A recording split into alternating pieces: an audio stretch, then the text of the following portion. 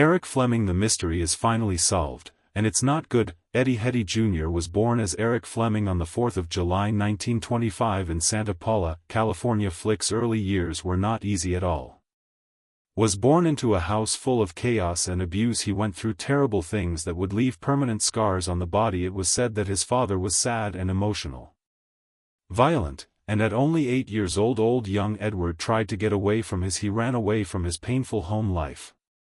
Got lost on the streets of Los Angeles, living on the streets and taking care of himself in the city's slums. He did whatever work he could get to stay alive, such as shining shoes and working in local markets. His problems kept getting worse as a teen, which led him down a dark path. Along the way he got involved with gang activity. In the end found himself in trouble with the law. A terrible accident involving a gun led to a serious facial injury that needed multiple surgeries. Later, reconstructive surgeries flew by. Talked about this as a turning point, and he lived after having surgery to at some point rebuild his face.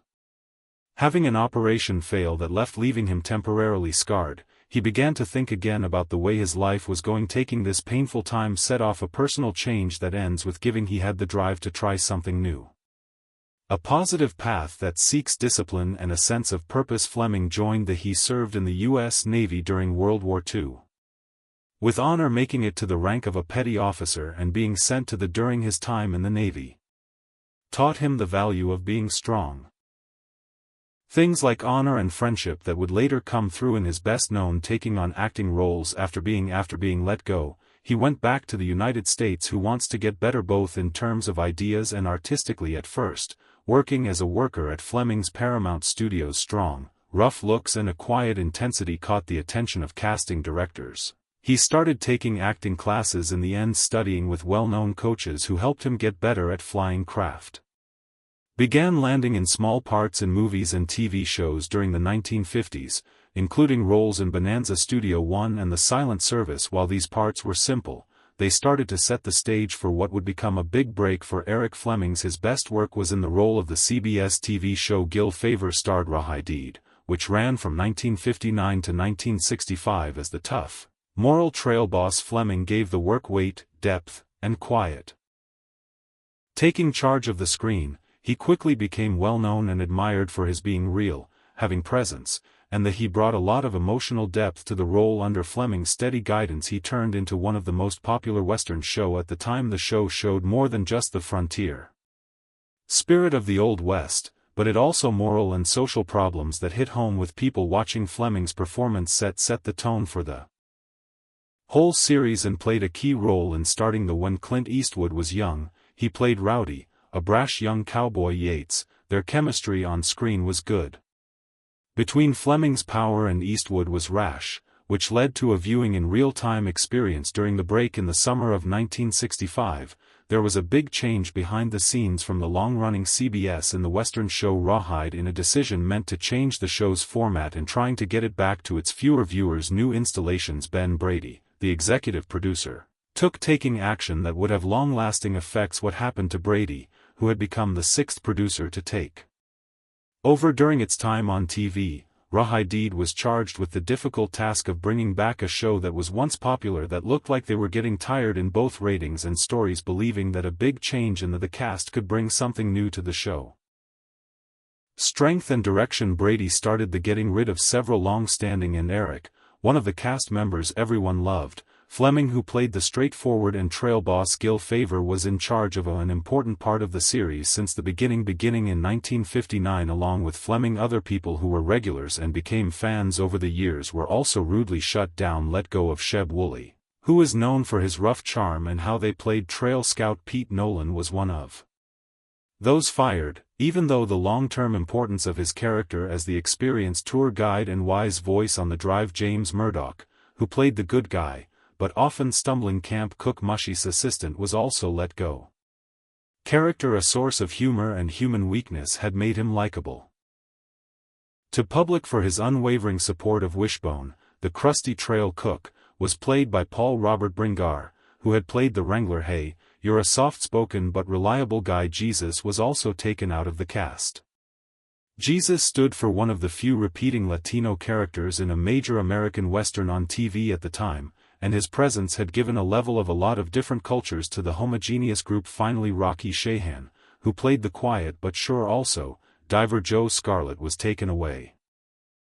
Shah Rukh's personality, while not often at the center of the story, had been an important part of the trail crew and helped make the show feel like keeping going and camaraderie among all of these firings. Probably the most shocking was that of Eric Fleming as the real leader in charge of the cattle drives on the show, and as the dramatic center of Fleming's description of Gil Favor had been very important to the show's early success. Seemed stern yet leaders with morals often punctuated by times of quiet reflection and making moral choices had grounded Rawhide in a way that viewers can relate to. Replied that Fleming wasn't just a strong actor and one of the founders of It's hard to believe how painful the show is.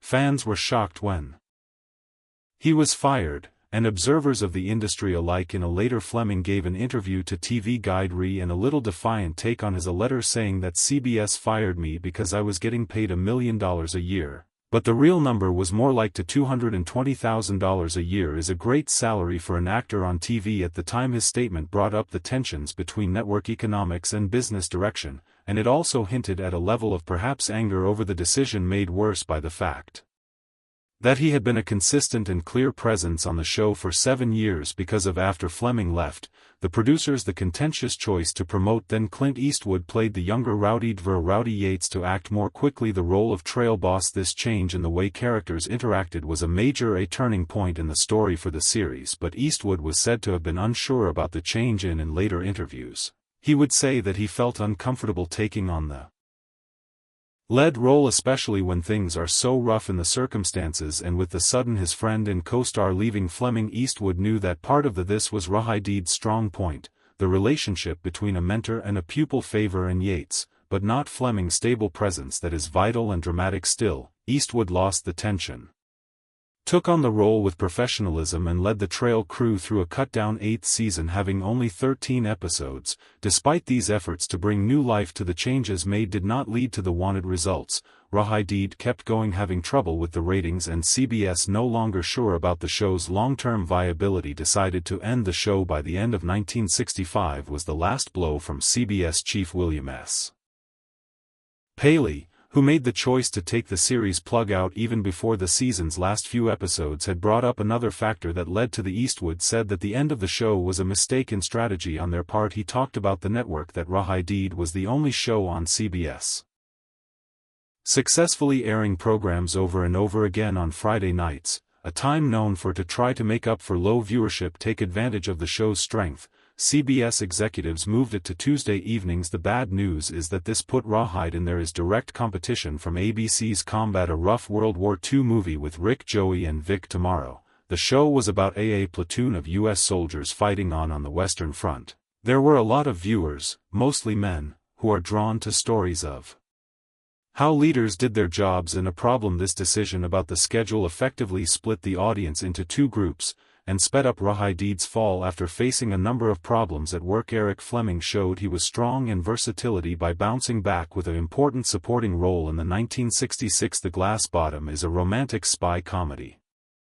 Boat, a movie that was a lively show for Doris, America's sweetheart. Day in the movie, Fleming played a stylish and handsome spy caught in a storm of funny misunderstandings and spying tricks from the Cold War era. Sophisticated air and sharp eyes performance stood out in a group of comedic veterans who add a layer of charm and mystery that kept the day's bubbly charm and the movie's screwball power. But not the star. Fleming's performance gave us a look stepping outside of the Western genre that had previously made his public known picture. At the same time, Fleming made an important return to TV with making guest appearances in 3 episodes. NBC's Bonanza, the most watched, and many people watched the TV show in the mid-1960s with the Nevada in the background. Bonanza followed the Cartwright on the frontier family with Ben as the head and his 3 sons, one of whom was impulsive and loved Little Joe, who was played by Michael. Guest appearances by Landon Fleming not only got him back together with some of the Western ways of telling stories he learned on Rawhide,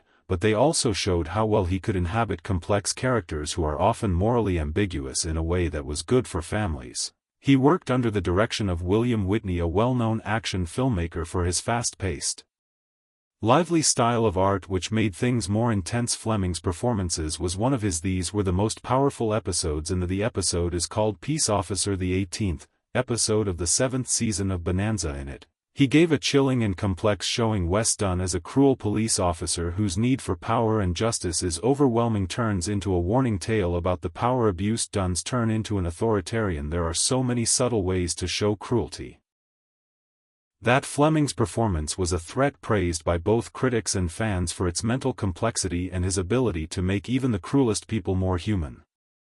Characters showed how deep he was as an actor and his willingness to look into seeing dark emotional territory. The captivating screen presence of Fleming and strong connections with the main cast. Creator and executive producer of Bonanza David Dorter asked him to come back to the next season to take on an even bigger. This time, Fleming played a big part, as Haber Clausen was a religious and a moral Mormon rancher in the episode of The Pursued. This has two parts.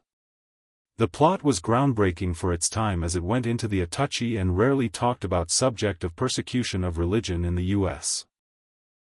West. The story was about Clausen and his family as they tried to stay alive peacefully based on their faith alone, to deal with suspicion, bias, and in the end violent hostility from settlers in the area. Fleming gave the character a quiet painting with honor, compassion, and strength, a picture of a man whose beliefs are tested by trouble but still had been shaking for decades. The tragic and the death of actor Eric Fleming is still a mystery, has been haunting fans of old TV shows and alike. Best for entertainment historians, well known for his iconic role as trail boss Gil Favor on the popular Western show Rawhide. Fleming was at the top of his fame in the early 1960s, but in 1966, while they were filming a TV show, a movie in a remote part of Peru about his life was cut short in a horrifying and strange way. Now, after years of rumors, different news reports, and a veil of silence around the events, the whole truth behind his death has finally been found, and it's more scary than most fans have ever seen. Eric Fleming was thought to have gone to the Halaga River in Peru to make High Jungle is a two-part TV movie pilot for ABC that was meant to make his career into something more exciting and foreign parts. On September 28,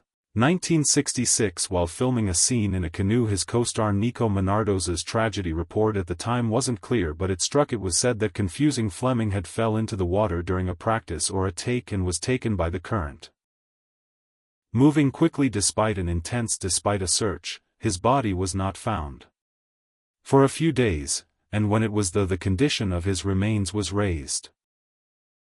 Having trouble with questions for years, the most people thought he drowned, a pretty easy but very sad accident in a being sneaky place, but behind the scenes a lot of those involved in the production were talks about there being more to the story, talked about how unsafe things were, safety measures, bad planning, and even disagreements on the crew. These suspicions were made worse by the Peruvian officials don't have enough information. Look into the lack of press coverage and what seemed like a desire to settle the matter to get some rest quickly. Now that found production memos and interviews with access to the crew members who are still alive, to diplomatic information that a messages sent between the U.S. Embassy and officials from Peru. A more complete and upsetting picture of Fleming's last hours have come out first, and it's now made sure that the filmmakers had not gotten the right safety gear for, even after being warned about the canoe scenes. Locals about how dangerous the river is. Fleming and Menardos were making a movie without life jackets, and the canoe they were in was thought to be unstable and wrong for how strong the current is. Moreover,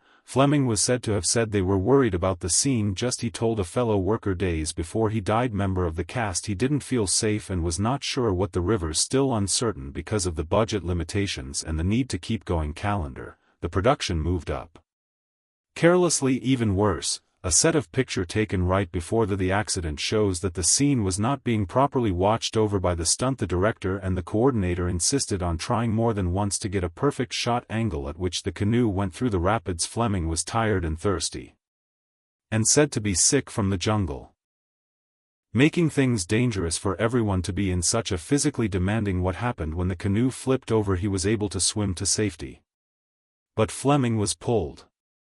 It says that under the rapids sent secret cables by the U.S. consulate in the body of Lima. Fleming, when found a few days later, showed signs of severe injuries, including head injuries. It doesn't fit with drowning alone. People now think he was hit by underwater rocks with a lot of force, resulting in a terrible death that was prompt and avoidable if precautions had been taken.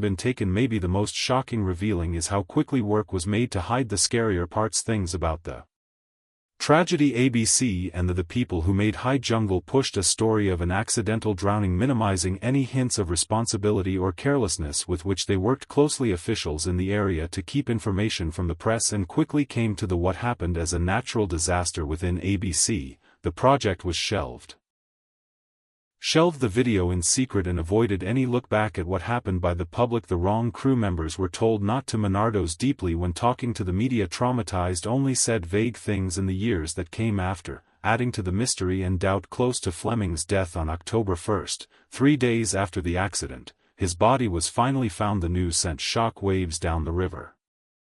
By working in the entertainment business, and he was devastated when his loved ones flew away. He was only 41 years old when he was making plans to marry Lynn Gaber, a woman he was going to marry. His sudden death left her and many others were in deep grief, and the death was felt deeply by his fans and co-workers alike. After Fleming's death, the making of High Jungle was abruptly stopped without its leading because of the tragedy and because of the man. MGM chose not to finish or release the episode. Is still a lost project. Mostly known for being linked to Fleming's terrible death too soon rather than for its creative goals, the incident marked a sad and sudden end to the career of an actor who had a lot of bad luck in his early life, including having a hard childhood and severe physical harm to achieve. Eric Fleming's a big hit in Hollywood death wasn't just a loss for the of fun and games, but also a painful to remind people of the risks they often take, especially in the name of telling stories in a time when online movies didn't have these days. Safety standards are the newly discovered information shows not only a terrible accident but a sad story of professional oversight of business's indifference and a failure of the system to protect an actor who is loved from, and fans obviously could have avoided this fate. I still remember him fondly as the strong man. Noble Gill likes this more in-depth look into his last moments cast a sad shadow over his legacy. The long-buried mystery underlies and silence is now solved.